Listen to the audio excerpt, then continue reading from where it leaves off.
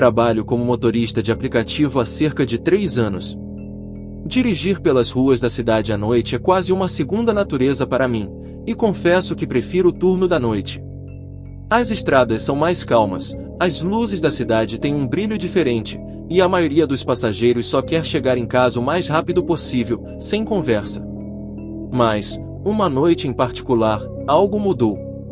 Era uma sexta-feira, mais ou menos umas 23h30, quando recebi um pedido de corrida que parecia comum. O ponto de partida era em uma rua afastada, pouco movimentada, mas não incomum para quem trabalha nesse meio. Aceitei a corrida e dirigi até lá. Ao chegar, encontrei um homem parado à beira da calçada, sob a luz mortiça de um poste que piscava levemente. Ele era alto, usava um casaco escuro que escondia parte do rosto, e não carregava nada. O que me chamou a atenção foi o silêncio. Ele simplesmente entrou no carro, sem dizer uma palavra, e sentou-se no banco traseiro. Olhei pelo retrovisor, esperando que ele mencionasse um destino ou dissesse algo, mas ele apenas ficou ali, olhando para fora da janela, como se estivesse perdido em seus próprios pensamentos. Verifiquei o destino no aplicativo. Era um cemitério antigo, em uma área bem afastada da cidade. Fiquei um pouco desconfortável, mas trabalho é trabalho. Segui o caminho traçado no mapa, tentando ignorar a estranha sensação de que algo estava fora do normal. Enquanto dirigia, o silêncio entre nós se tornou quase opressor. Normalmente, eu me acostumei com passageiros quietos, mas esse homem tinha uma presença diferente. A cada esquina que virávamos, parecia que o ar dentro do carro ficava mais denso, mais frio. Quando olhei pelo retrovisor de novo, ele continuava encarando a janela, mas, de alguma forma, parecia mais imóvel. Chegamos ao cemitério em menos de 20 minutos. Era um daqueles cemitérios antigos, com portões de ferro enferrujado e lápides que pareciam datar de séculos atrás. O lugar era cercado por árvores densas e escuras, que bloqueavam quase toda a luz da lua. Quando parei o carro, ele simplesmente abriu a porta e saiu, sem uma palavra, desaparecendo por entre as sombras das árvores.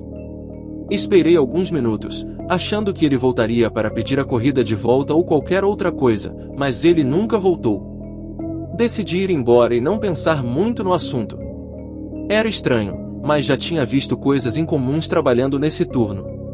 Na semana seguinte, aconteceu de novo. Era sexta-feira à noite, e quase no mesmo horário, recebi outro pedido de corrida exatamente do mesmo ponto de partida. Meu coração acelerou um pouco ao ver o nome do local no aplicativo, mas tentei ignorar. É apenas uma coincidência, pensei, enquanto dirigia até o local. Ao chegar, encontrei o mesmo homem, com o mesmo casaco escuro, de pé sob o mesmo poste de luz piscante. Ele entrou no carro sem falar nada e o destino era, mais uma vez, o cemitério.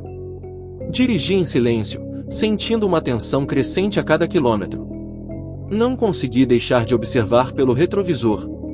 Ele continuava encarando a janela, a mesma postura rígida e estranhamente imóvel. Quando chegamos ao cemitério, ele saiu sem uma palavra e sumiu nas sombras, como antes. E isso continuou, semana após semana. Toda sexta-feira à noite, eu recebi o mesmo pedido de corrida, do mesmo local, para o mesmo destino. O passageiro nunca falava, nunca agradecia, e desaparecia assim que chegávamos ao cemitério. Depois de quase um mês desse padrão bizarro, minha curiosidade começou a superar o medo. Quem era aquele homem? Por que ele sempre ia para aquele cemitério e por que nunca falava? Decidi investigar. Na quinta sexta-feira, após deixá-lo no cemitério, estacionei o carro um pouco mais distante e esperei, escondido nas sombras. Vi o homem caminhar lentamente em direção a uma parte mais antiga do cemitério, onde as lápides eram cobertas por musgo e quase todas ilegíveis. Ele parou em frente a uma lápide específica.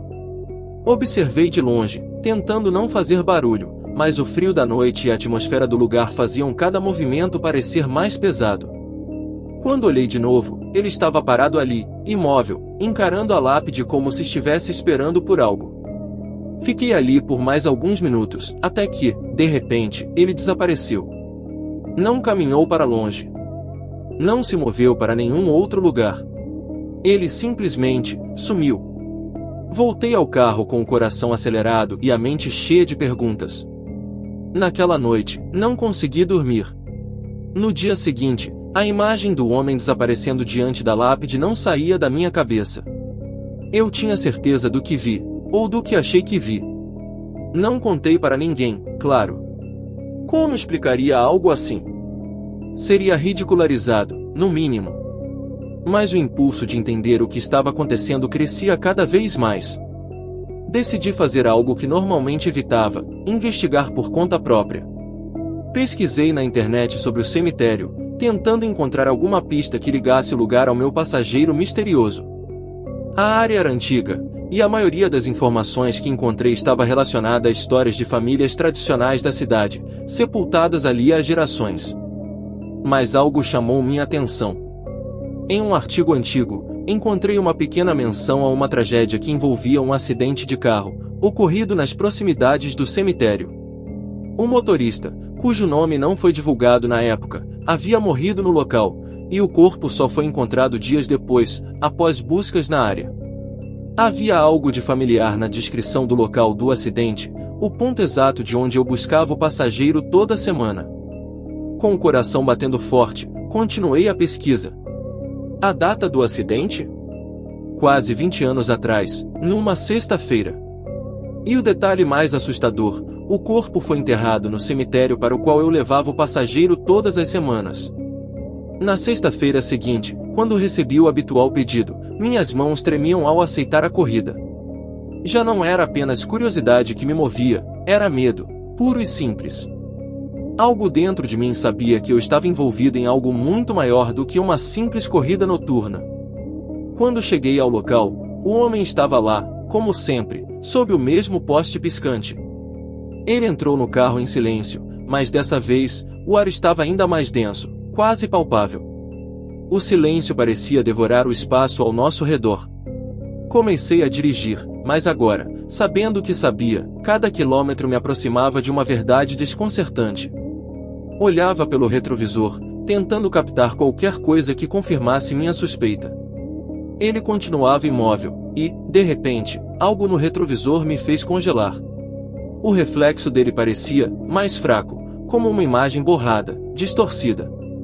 Pisquei, achando que estava cansado, mas ao olhar novamente, o reflexo estava quase transparente. Eu não sabia o que fazer. Continuar dirigindo? Parar o carro? Mas a essa altura, já estávamos chegando ao cemitério. Quando parei o carro em frente ao portão de ferro enferrujado, respirei fundo. O homem saiu do carro, como sempre, mas dessa vez, antes que ele desaparecesse nas sombras, eu tomei uma decisão impensada. Saí do carro e o segui. Eu o vi caminhar até a mesma lápide da vez anterior. Minha respiração estava acelerada, o ar frio cortando meus pulmões. Escondido atrás de uma árvore, observei-o de perto, tentando entender o que ele estava fazendo ali, semana após semana. O homem se ajoelhou, com os olhos fixos na lápide. E então ele falou pela primeira vez. A voz dele era baixa, quase um sussurro, mas eu pude ouvir claramente. Eu só queria voltar para casa. Senti um arrepio subir pela espinha. O que isso significava? O que ele queria dizer? Tentei me aproximar, mas naquele exato momento, ele desapareceu de novo, sem deixar vestígios. Voltei ao carro em pânico, minhas mãos tremendo tanto que mal consegui ligar o motor. Dirigi para casa com o coração disparado, tentando processar o que tinha acabado de acontecer. Ele finalmente falou, mas aquelas palavras ficaram ecoando na minha mente, sem sentido. No sábado de manhã, decidido a encontrar respostas, fui até a administração do cemitério. Fingi ser um parente distante em busca de um túmulo e descrevi a localização da lápide. O administrador, um homem de idade avançada, com olhos cansados, assentiu lentamente quando mencionei a área onde o passageiro sempre ia. Ele me levou até os registros antigos. Ali, encontrei o que procurava. A lápide pertencia a um homem chamado Marcos Pereira, que morreu num acidente de carro exatamente no ponto de partida de minhas corridas. Ele trabalhava como motorista e, naquela noite, voltava para casa depois de um longo dia, quando perdeu o controle do carro e colidiu com uma árvore. O mais perturbador? Marcos morreu na madrugada de uma sexta-feira, tentando completar uma corrida que nunca chegou ao destino. Minha mente começou a encaixar as peças. Ele nunca chegou em casa naquela noite. Desde então, repeti a mesma jornada, toda sexta-feira, preso em um ciclo interminável, tentando concluir algo que a morte interrompeu. Eu não sabia o que fazer com essa informação. Parte de mim queria parar de trabalhar nas noites de sexta-feira, mas outra parte, aquela que ainda estava tomada pela curiosidade e pelo medo, sentia que precisava ajudar de alguma forma. Então, na sexta-feira seguinte, quando recebi o pedido de corrida, já sabia o que faria. Dirigi até o ponto de encontro com o coração pesado, tentando manter a calma. O passageiro entrou no carro como sempre, em silêncio, e eu me preparei para o que viria a seguir. Mas naquela noite, eu não o levei até o cemitério. Eu mudei a rota. Naquela noite, quando o passageiro entrou no carro e se acomodou no banco de trás, fiz algo que nunca tinha feito antes. Em vez de seguir a rota para o cemitério, mudei o destino. A mão tremia um pouco ao tocar a tela do celular para ajustar o GPS, mas, determinado, coloquei o endereço de uma rua residencial, a última localização conhecida de Marcos Pereira antes de seu acidente fatal. O carro ficou em silêncio, como sempre, enquanto eu dirigia pelas ruas desertas. O ar parecia mais pesado do que nas semanas anteriores, como se algo ou alguém estivesse resistindo ao desvio. Olhei pelo retrovisor, e para minha surpresa, o passageiro estava mais visível do que nunca. Ele não olhava mais para a janela, mas sim diretamente para mim, os olhos sombrios fixos no espelho. Um calafrio percorreu minha espinha. "Hoje você vai para casa, Marcos", murmurei, quase sem perceber que tinha falado em voz alta. Ele não reagiu. Continuava imóvel, o olhar impassível, enquanto eu guiava o carro em direção ao endereço que encontrei em minha pesquisa, a antiga casa dele. Talvez fosse apenas minha imaginação, mas o frio dentro do carro parecia cada vez mais intenso. A cada quilômetro percorrido, o ar ao meu redor se tornava mais denso, como se a própria noite estivesse tentando me impedir de completar o trajeto. Depois de cerca de 20 minutos, cheguei ao bairro. Era uma área antiga, com casas pequenas e simples. As luzes da rua piscavam fracamente, e o lugar estava envolto em um silêncio sepulcral. Estacionei o carro em frente à casa que um dia fora de Marcos. Era uma construção humilde, com janelas escuras e um jardim mal cuidado. O lugar parecia ter sido abandonado há muito tempo. "É aqui", eu disse em voz baixa, sem saber se ele me ouvia ou se entendia. Virei-me lentamente no banco para encará-lo diretamente. Ele estava me olhando. Pela primeira vez, o passageiro fez algo mais do que apenas estar presente. Sua expressão parecia mudar, suavizando-se, como se uma compreensão, ou talvez um alívio, começasse a surgir. Por um momento, pude ver o homem por trás do silêncio, alguém que não pertencia mais a este mundo, mas que também não tinha conseguido deixar tudo para trás. A porta do carro se abriu lentamente, por conta própria.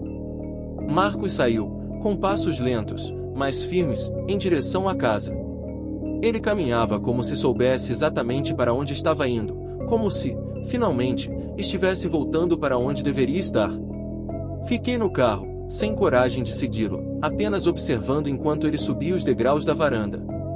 Quando ele chegou à porta, houve um momento de silêncio absoluto. E então, antes que meus olhos pudessem acreditar, ele desapareceu. Sem som, sem aviso. Simplesmente, sumiu. Sentei-me ali, no carro, por um tempo que pareceu uma eternidade. O frio dentro do veículo desapareceu, e o ar parecia mais leve, como se algo pesado tivesse sido finalmente liberado. O relógio marcava meia-noite. A jornada, ao que tudo indicava, tinha chegado ao fim. Naquela noite, dirigi para casa em silêncio, sem saber ao certo o que tinha acontecido, mas sentindo que algo profundo havia mudado. Não recebi mais pedidos de corrida para o cemitério depois disso, e o posto de encontro, aquele mesmo ponto sob a luz piscante, nunca mais apareceu no aplicativo. A vida voltou ao normal, pelo menos no que diz respeito ao meu trabalho como motorista. Mas, às vezes, às sextas-feiras à noite, quando o céu fica nublado e as ruas desertas, Lembro-me de Marcos Pereira e daquela última corrida. E me pergunto, será que ele finalmente encontrou paz? Ou talvez, esteja apenas esperando pela próxima carona?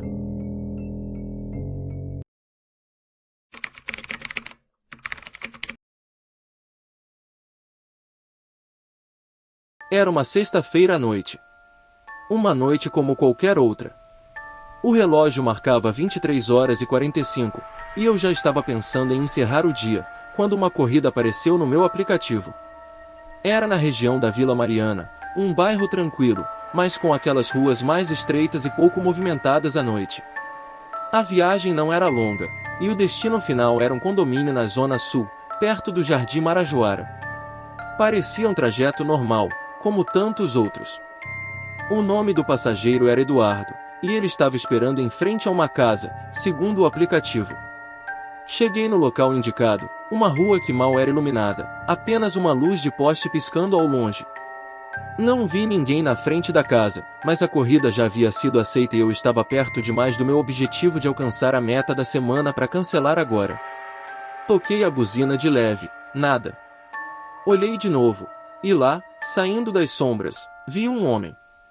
Ele estava de cabeça baixa, vestido com uma jaqueta escura, parecia daqueles tipos de passageiro que não gostam de conversa. Perfeito, eu também não estava com muita vontade de bater papo. O homem entrou no carro sem dizer uma palavra, só se acomodou no banco de trás, meio longe demais do meu campo de visão pelo retrovisor. Boa noite, eu disse, mais por hábito do que qualquer outra coisa. Ele não respondeu.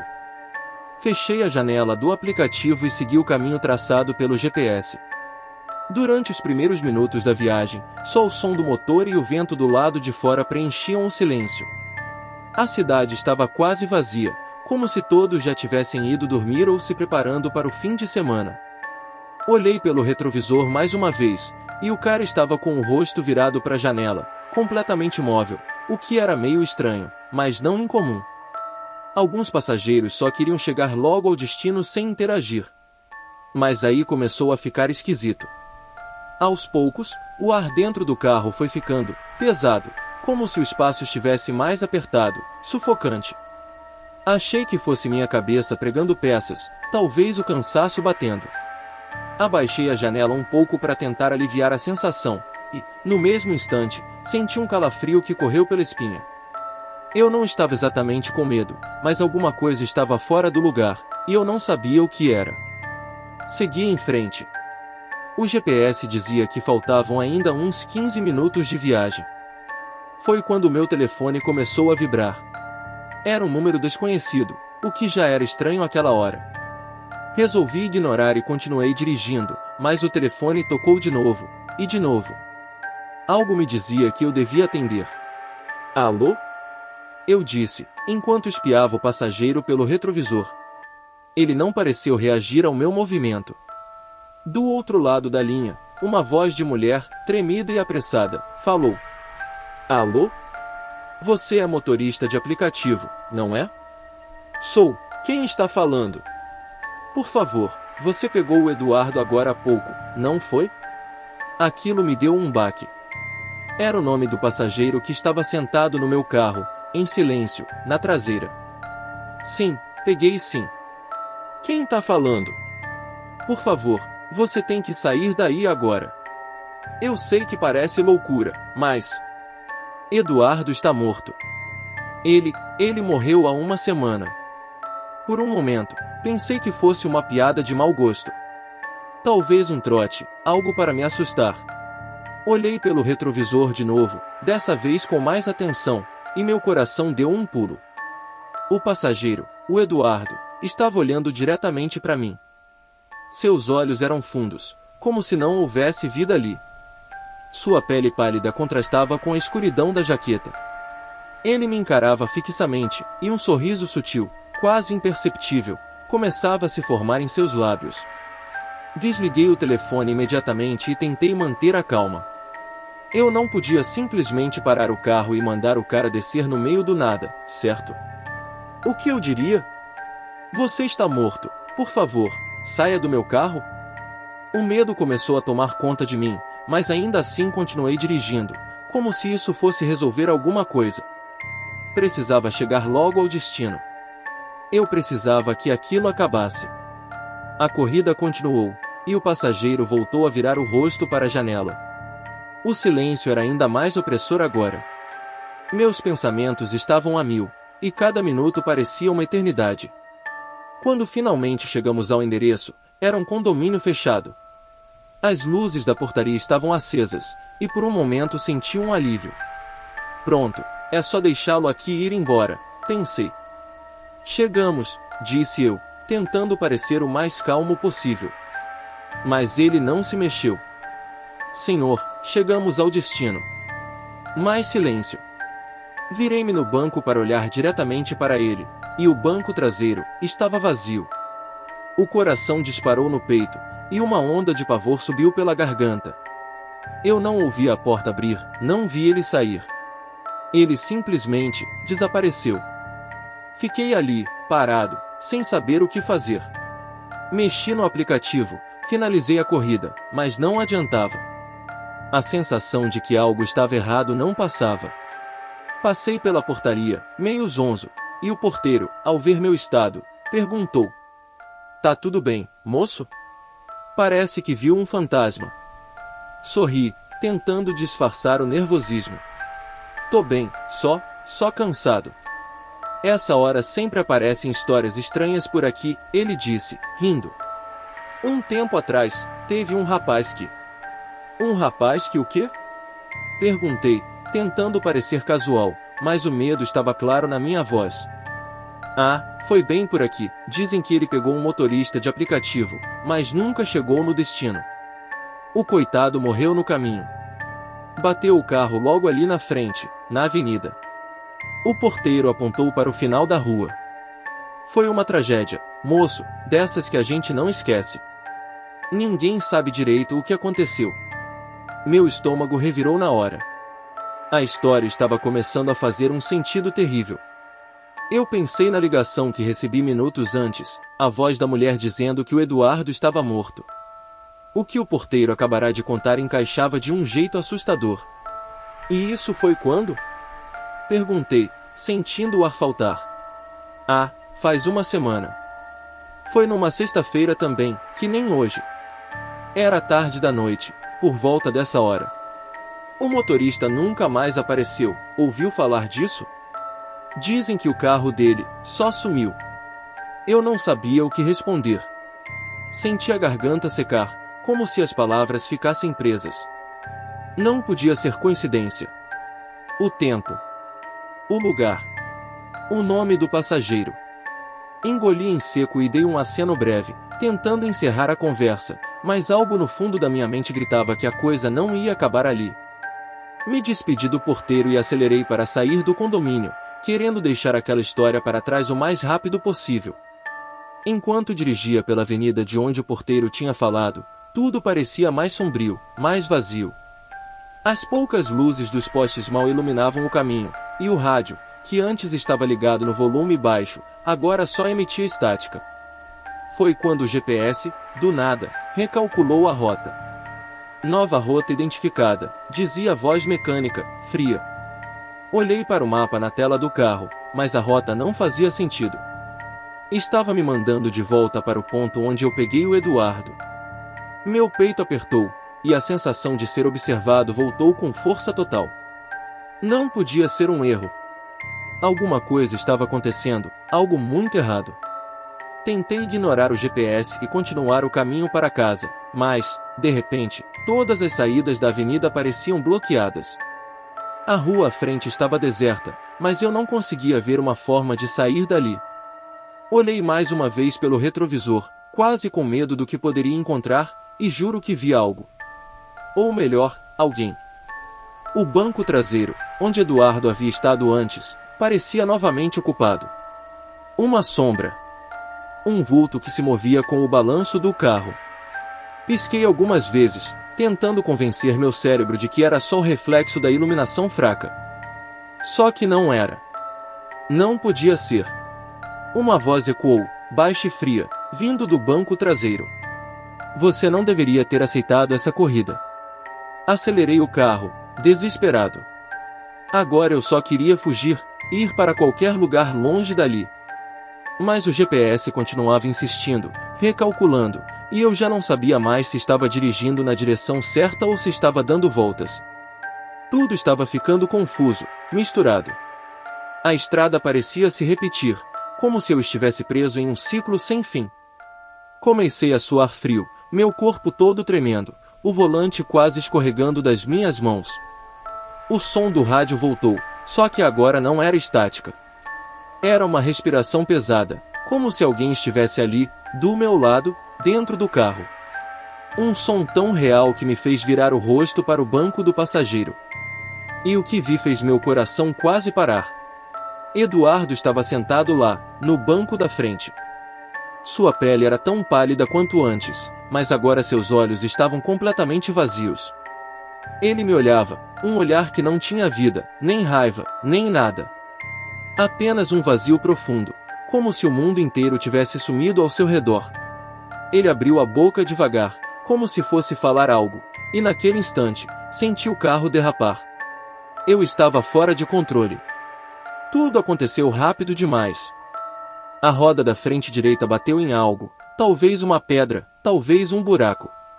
O carro girou violentamente, e tentei desesperadamente retomar o controle, mas era tarde. O som de metal rangendo, pneus cantando, e, de repente, tudo parou. O mundo ficou em silêncio. O carro tinha parado na calçada, de lado. As luzes do painel piscavam intermitentemente, o motor morreu. Eu estava ofegante, o peito subindo e descendo rápido demais. O silêncio era esmagador. A única coisa que se ouvia era o som da minha própria respiração e do sangue pulsando nos meus ouvidos. Eduardo não estava mais ali. Olhei ao redor, dentro do carro, pela janela, tentando entender o que tinha acontecido. Ninguém. Nada. Só eu e o carro, amassado, parado no meio do nada. Estava acabado. Ou pelo menos, eu achei que estava. Foi quando meu telefone tocou de novo. O mesmo número. Hesitei antes de atender, minhas mãos tremendo tanto que mal consegui segurar o celular. Alô? A mesma voz de antes, agora mais desesperada. Você ainda está com ele, não está? A voz do outro lado da linha estava ofegante, quase desesperada. Eu não conseguia entender como aquilo podia estar acontecendo. Tudo em mim gritava para desligar o telefone, sair do carro, correr, fazer qualquer coisa para escapar daquela sensação sufocante. Mas eu simplesmente não conseguia me mexer. Por favor, fala comigo. Ele ainda está com você? A mulher implorou, sua voz tremendo de desespero. Eu olhei em volta, minha mente girando com o que acabará de acontecer. O carro, a batida, o desaparecimento de Eduardo, tudo parecia um pesadelo do qual eu não conseguia acordar. Mas a rua estava deserta. Não havia ninguém comigo. Pelo menos, não visível. Ele sumiu, sussurrei, tentando não soar tão apavorado quanto me sentia. O que está acontecendo? Quem é você? A mulher hesitou por um momento antes de falar, como se estivesse decidindo se deveria me contar a verdade. Eu sou a irmã dele. Eduardo morreu na semana passada, como eu te disse antes. Ele estava voltando de uma festa, bêbado, pegou um motorista de aplicativo e o carro capotou. Os dois morreram na hora. Sua voz se quebrou em soluços. Mas desde aquele dia, o espírito dele não foi embora. Ele está preso. E cada sexta-feira, a essa hora, ele volta para o ponto onde morreu, tentando refazer o caminho, só que nunca chega ao destino. E você aceitou a corrida dele. Minhas mãos suavam, o telefone escorregando dos meus dedos. Mas por quê? Por que eu? O que ele quer? A mulher soluçou mais uma vez, mas sua resposta veio clara e direta. Ele quer alguém para levá-lo. Alguém que termine a viagem que ele nunca conseguiu concluir. Eu mal conseguia respirar. Tudo começou a fazer sentido de um jeito macabro e cruel. Eduardo não estava apenas perdido. Ele estava buscando completar algo inacabado. E agora, eu fazia parte disso. De repente, um pensamento sombrio tomou conta de mim. Se ele queria alguém para concluir a viagem, o que aconteceria comigo se eu recusasse? O que eu faço? Perguntei, minha voz quase sumindo. Você tem que sair do carro, agora. A mulher gritou. Não termine a viagem. Se você chegar ao destino, você também não vai sair vivo dessa. Por favor, saia daí antes que seja tarde. Eu olhei para o aplicativo, que ainda mostrava o destino final piscando na tela. Meu dedo hesitou sobre o botão de cancelar.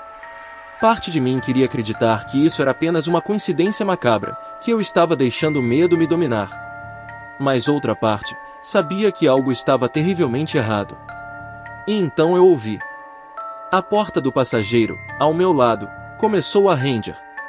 Lentamente, ela abriu, com aquele som agudo e perturbador de metal se arrastando. Olhei de relance para a direita, e lá estava ele. Eduardo. De volta. Sentado no banco, com o mesmo olhar vazio, e um sorriso gélido formando-se em seus lábios. Ele me olhou por um longo momento, como se estivesse esperando que eu fizesse algo. Com o coração disparado, não pensei duas vezes. Destravei o cinto de segurança com mãos trêmulas, abri a porta do motorista e saí do carro o mais rápido que consegui. Tropecei ao pisar na calçada, ainda desorientado, mas me mantive de pé. Quando olhei para trás, Eduardo ainda estava lá dentro, sentado como se estivesse esperando que eu continuasse dirigindo. Mas eu não ia esperar para ver o que ele faria a seguir. Corri. Corri como nunca tinha corrido antes, sem olhar para trás, sem saber ao certo para onde ir. As ruas vazias pareciam se estender para sempre, o som dos meus passos ecoando no asfalto. Eu só sabia que precisava me afastar o máximo possível daquele carro, daquele lugar. Após o que pareceu uma eternidade, finalmente parei, ofegante, dobrado de cansaço e adrenalina. O celular ainda estava na minha mão, a tela apagada. Olhei para ela, o aplicativo do motorista ainda aberto. A corrida de Eduardo estava finalizada. O choque me atingiu como um soco no estômago. Eu não tinha feito isso. Não finalizei a corrida, mas lá estava. Terminada. E mais do que isso, a notificação na tela me informava que o pagamento tinha sido processado. Eu sentia o pânico subindo novamente, mas antes que pudesse reagir, uma última mensagem apareceu. Obrigado por me levar até em casa. Bloqueei o telefone com um movimento brusco, meu coração disparado. O ar ao meu redor parecia mais leve, mas eu sabia que aquilo não era o fim. Eu havia escapado, pelo menos por agora. Mas toda sexta-feira à noite, quando o relógio se aproxima da meia-noite, o aplicativo vibra com uma nova corrida. E o nome do passageiro é sempre o mesmo. Eduardo. Eu não sei o que acontece se eu aceitar de novo. E honestamente, prefiro não descobrir.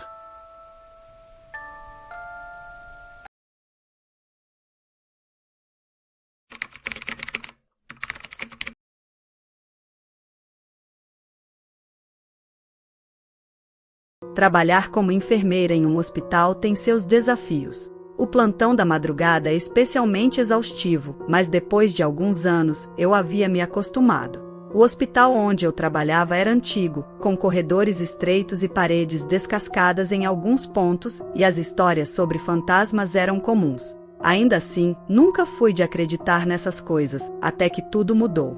Era uma noite particularmente calma. Estava no fim do meu turno e apenas algumas enfermeiras, incluindo minha amiga Raquel, estavam de plantão. As luzes dos corredores estavam baixas, como de costume nas horas mais silenciosas da madrugada. Apenas o som distante dos ventiladores e o murmúrio de monitores cardíacos enchiam o ar. Raquel e eu estávamos organizando algumas fichas na sala de enfermagem, conversando para afastar o sono. Você já ouviu falar das coisas estranhas que acontecem no necrotério? Ela me perguntou de repente, com um tom sério.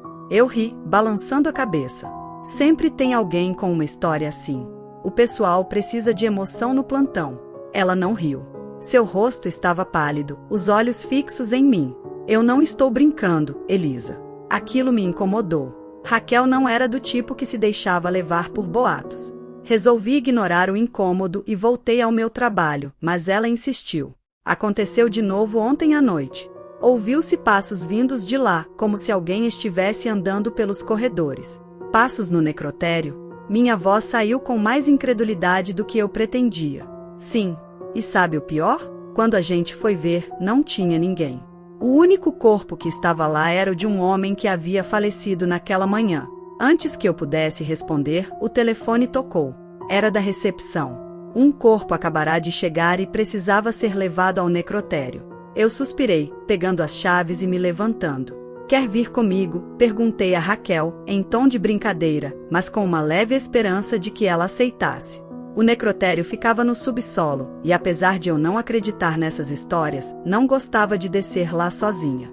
Ela balançou a cabeça rapidamente. Prefiro ficar aqui em cima. Boa sorte. Com uma mistura de irritação e inquietação, segui pelo corredor. Peguei o elevador até o subsolo, onde o necrotério ficava. Aquele andar sempre me pareceu mais frio, o ar denso, como se o hospital tivesse guardado ali uma parte de sua história mais sombria. O necrotério em si era pequeno, com 2 salas refrigeradas e uma área de preparação para os corpos. Quando entrei, tudo parecia como sempre. O silêncio era opressivo, e apenas o zumbido do refrigerador quebrava a quietude. Coloquei o corpo recém-chegado em uma das gavetas, e enquanto me preparava para sair, ouvi um barulho. Um leve arrastar, como se algo estivesse se movendo pelo chão. Meu corpo gelou. Olhei ao redor, mas não havia nada fora do lugar. Deve ser o som dos canos, pensei, tentando me convencer. Porém, enquanto me dirigia à porta, ouvi de novo. Dessa vez, mais próximo. Senti o coração disparar e, contra o meu bom senso, resolvi verificar. Caminhei até a segunda sala, onde os corpos eram armazenados. Não havia nada ali, apenas as gavetas metálicas. No entanto, quando olhei para a última gaveta à direita, meu estômago revirou. A porta da gaveta estava levemente entreaberta. Eu tinha certeza de que todas estavam fechadas quando cheguei. Me aproximei devagar, minhas mãos trêmulas. Estendi a mão para fechar a gaveta, mas antes que pudesse tocar nela, algo me paralisou. Um som fraco, quase inaudível, ecoou de dentro da gaveta. Um murmúrio. Uma voz baixa e sussurrante. Parecia alguém tentando falar, mas o som estava abafado. Meu coração batia tão forte que senti o sangue pulsar em meus ouvidos. Cada instinto me dizia para sair correndo, mas eu não conseguia me mover. A gaveta rangeu ligeiramente, como se alguém estivesse empurrando por dentro. Não esperei para descobrir. Virei-me e corri em direção à porta, tropeçando nos meus próprios pés. Quando finalmente consegui sair do necrotério, senti o ar fresco no rosto e meu corpo relaxou, mas o terror ainda me dominava. Voltei ao posto de enfermagem com o rosto pálido e a respiração ofegante. Raquel me olhou de soslaio. Percebendo minha mudança imediata de humor, o que aconteceu, ela perguntou, apreensiva. Contei a ela o que vi, ou o que eu achava que tinha visto. Ela me olhou com uma expressão que misturava medo e compreensão. Você não é a primeira a ver isso, Elisa. A história sobre aquela gaveta. Antes que eu pudesse perguntar mais, o telefone tocou novamente. Outro corpo estava sendo encaminhado ao necrotério. Raquel e eu nos entreolhamos. Ela pegou a ficha no computador e verificou o nome. É o mesmo homem. Aquele que morreu ontem de manhã. Parece que houve um erro com a documentação e ele foi trazido de volta. Eu não podia acreditar no que estava ouvindo. Meu coração batia ainda mais forte. O homem cujo corpo eu acabara de ver na gaveta era o mesmo que, segundo Raquel, havia sido responsável pelas estranhas ocorrências da noite anterior. Dizem que ele morreu sem família, sem ninguém para se despedir, Raquel continuou. Morreu sozinho, e o corpo ficou horas sem ser encontrado. Não consegui dizer nada. A ideia de que alguém poderia morrer daquela maneira, completamente esquecido, e de que seu espírito, de alguma forma, estivesse preso naquele necrotério, me aterrorizava. A noite seguiu, mas eu não consegui dormir. Toda vez que fecho os olhos, ouço aquele som, o leve arrastar e o murmúrio abafado, como se o espírito daquele homem estivesse preso entre este mundo e o próximo, buscando alguém que o ouvisse. Desde aquela noite, nunca mais consegui olhar para o necrotério da mesma forma. Algo estava errado ali, algo que não podia ser explicado, mas que estava sempre presente, observando, esperando, como um eco persistente.